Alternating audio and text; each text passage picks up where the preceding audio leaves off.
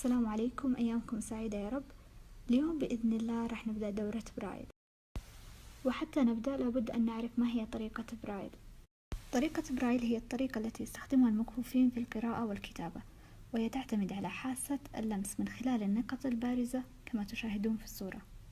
هذه آلة بيركنز للكتابة بطريقة برايل، وهي تعتبر بمثابة القلم بالنسبة للمكفوفين. وحتى نتعرف على أجزاء آلة بيركنز تابعوا معي الفيديو القادم. الأجزاء الأساسية لآلة بيركنز: أولاً، مقبض حمل الآلة. ثانياً، أداة تثبيت الورقة، وتكون في الجانب الأيسر والجانب الأيمن من الآلة.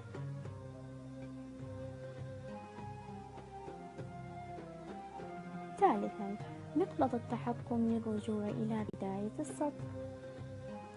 رابعاً، مفتاح الانتقال إلى سطر جديد. خامساً، مفاتيح الكتابة من جهة اليسار، وتمثل الأرقام 1 2 3.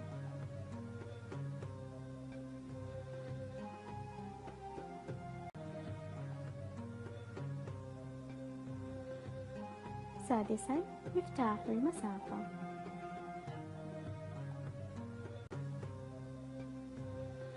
سابعاً، مفاتيح الكتابة من جهة اليمين، وتمثل الأرقام 4 5 6. ثامناً، مفتاح التراجع، تصحيح الأخطاء.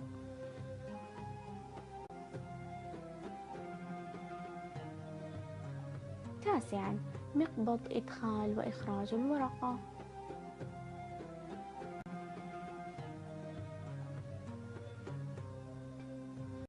الآن سوف نتعرف على طريقة استخدام آلة بيركنز مع نيكولا ستايل، ولاحظوا كيف ستقوم بإدخال الورقة في آلة بيركنز. وأحب أنوه أن ورق برايل المستخدم في الكتابة يكون من الورق المقوى. So first I'm going to flip up the paper release at the back. Make sure my paper's all lined up in front of the brailer. Always make sure you put the paper release back down once your paper's in securely. Then with the winder at the side, wind the paper in. When it gets to the top, you use the new line key, which I'll show you in a minute, to go down one line like that, so that your paper doesn't jam or get caught. ستتحدث بعد قليل عن هامش الكتابة، وهو الذي يعلم الكفيف عن بداية الورقة من هنا، وأيضا هامش الكتابة حتى يعلم الكفيف بأنه أوشك على نهاية الورقة من خلال إصدار صوت الجرس، وهو هذا الجزء. إذن هناك هامشين للكتابة، هنا البداية وهنا النهاية. وهذا الجزء أيضا سوف تتحدث عنه، وهو الجزء المسؤول عن تخريم الورقة. So at the back of your Perkins brailer, you'll find two margin releases, and it's so that when you're doing sums or work with your students, you can actually move the bell, make the line shorter or longer. And make sure when you have your paper in at first, though, that those margin releases that move along the back of the brailer like that, and only a little way on the other side, but they move along, make sure that they're both in place there. And also sometimes too, what can happen for people is this little knob here on the side, it's not going to do it for me, but sometimes that gets unscrewed, and that can also cause your paper to jam. So make sure that's screwed in nice and tight to the left hand side, and then you're ready to braille. تعتمد طريقة برايل على قوالب تسمى الخلايا، وتتألف طريقة برايل من 6 خلايا تتكون منها جميع الأحرف والأرقام وعلامات الترقيم وغيرها. وهذه الخلايا مرقمة 1 2 3 4 5 6. نعود الآن لطريقة استخدام آلة بيركنز.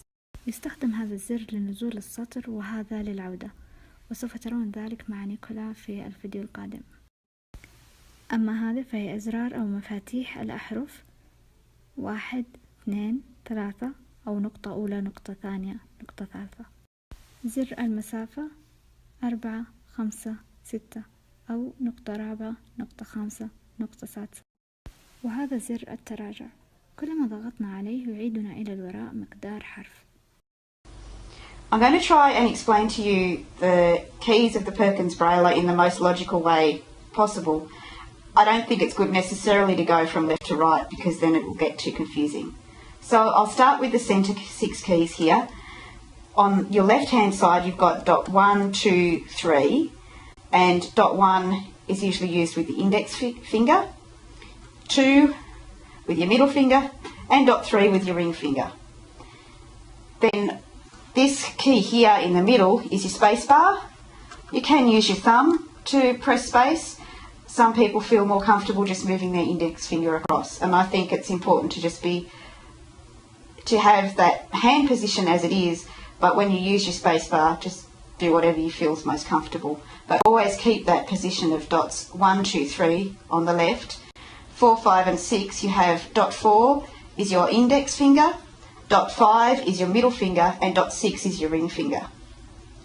On the very left hand side you have your new line key, which I explained to you before, and that just brings the paper down one line.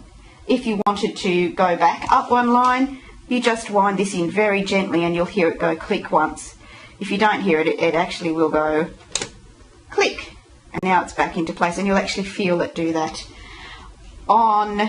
I'll just space it along a little bit. On the very right hand side is your backspace key. So if you make a mistake, you can backspace what you've done and rewrite something else. So that's basically your Perkins Braille, how to put the paper in and how it works. نكتفي بهذا القدر اليوم، وسنكمل في الأيام القادمة بإذن الله.